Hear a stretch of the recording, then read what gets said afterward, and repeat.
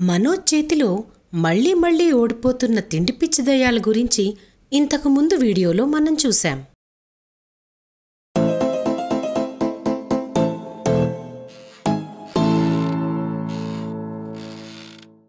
ఇద్దరొక్క చెల్లెళ్ళు ఒక చెట్టు మీద కూర్చొని ఉన్నాయి. చెల్లి దయ్యం దిగులుగా మొహం పెట్టింది. ఏందే మొక్క అట్లా పెట్టినావు? ఐపీఎల్ సీజన్ వస్తుంది, మంచిగా పందాలేసుకుందామని అనుకున్నా అక్క. మరేమైందే?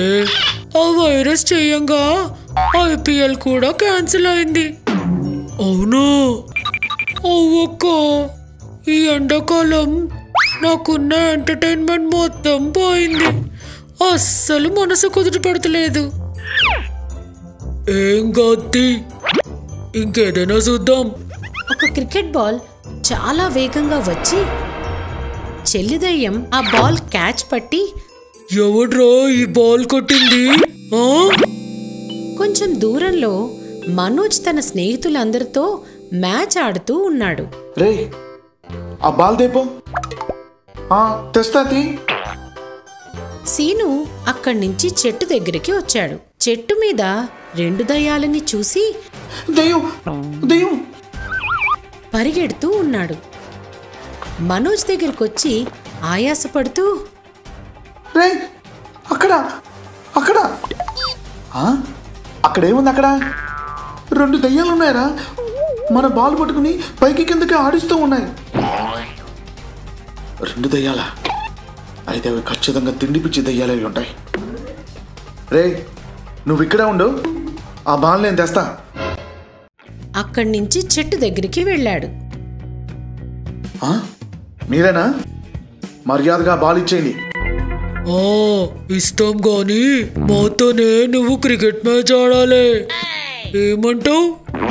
ఏంది, దయ్యాలతోని క్రికెటా? మీకు అసలు ఆట వచ్చా? ఆడితే నీకే తెలుస్తుంది వచ్చా రాదా అని. అయినా క్రికెట్ ఆడాలంటే 11 మంది ఉండాలి, మీరు ఇద్దరే ఉన్నారు, ఎట్లా ఆడతారు? రేయ్, మేము చిటికేస్తే ఇండియన్ క్రికెట్ టీం అంతా దిగుతుంది. ఏమనుకుంటున్నావు? అబ్బా, ఏది సిటికే? ఇప్పటికిప్పుడు ఎందుకు గాని నువ్వు పోయి అయితే నీ టీం రెడీ చేసుకోపో. మనోజ్ సరే అనుకుంటూ అక్కడి నుంచి వెళ్ళాడు. అతను వెళ్ళగానే ఈ రెండు దయ్యాలు దయ్యాల్లో ఉన్న స్నేహితులందరినీ పిలిచి ఒక టీం రెడీ చేసుకున్నాయి.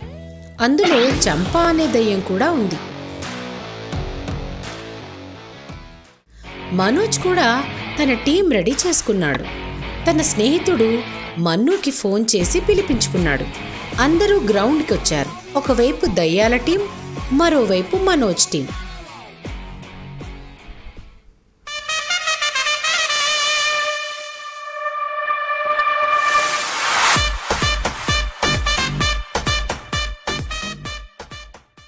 ఇలాంటి మరెన్నో అద్భుతమైన కథలతో మనం మళ్ళీ కలుసుకుందాం.